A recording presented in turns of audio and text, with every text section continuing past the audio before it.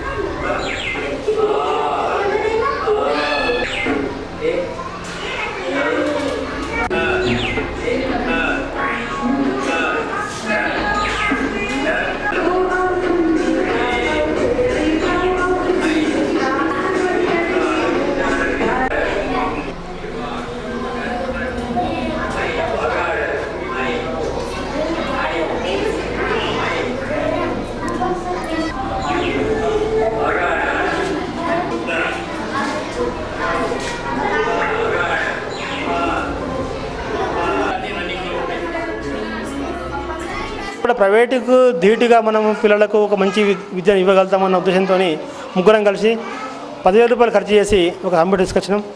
దాంతో గ్రామం లోపల వాతావరణం నిర్మాణమైంది. అంతేకాకుండా ఒక టీవీ, దానికి DVD, తర్వాత దానికి సరిపోయే కేసెట్ల ద్వారా పిల్లలకు ఫస్ట్ నుంచి 5th వరకు అన్ని రకాల రైమ్స్, ఆటలు, పాటలు, ఎడ్యుకేషన్ అన్ని రకాల దాని వరకు ఇవ్వడం వలన సాంకేతికంగా పిల్లల లోపల కూడా మేము కూడా ప్రైవేటుకి ఏం తక్కువ పడము, మాకు కూడా మంచి విద్య ఉన్నదన్న ఒక కాన్ఫిడెన్స్ని పిల్లలు కూడా పొందుతున్నారు. వల్ల ఆ 3 ఏళ్ళ పరిశ్రమ అవుతుందో మేము ఈ సంవత్సరం చూస్తున్నాం. అంటే కూడా పర్యావరణం పట్ల మేము ఈ సంవత్సరం ఒక 50 చెట్లు పెంచడం జరిగింది.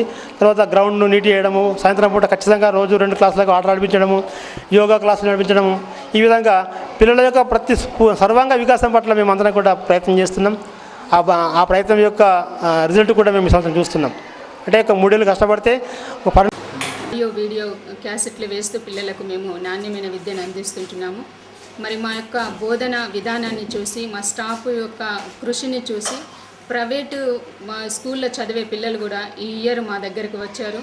మంచి మరి కంప్యూటర్స్తోని మరి ఇంగ్లీష్ కానీ, తెలుగు కానీ, మరి పరిసరాల విజ్ఞానం కానీ, మరి పిల్లలకు డయాగ్రామ్స్ వేయడం కానీ అన్ని విధాల మా స్టాఫ్ పిల్లలకు చాలా మరి నేర్పిస్తూ పిల్లలను ఎంతగానో ముందుకు తీసుకువెళ్తూ పిల్లలకు చాలా ఉత్తేజంగా చేస్తున్నారు. మరి వ్యాయామం కానీ, స్పోర్ట్స్ కానీ, cultural items A to Z మరి ప్రైవేటు కంటే ధీటుగా మా స్కూల్ నడుస్తున్నది.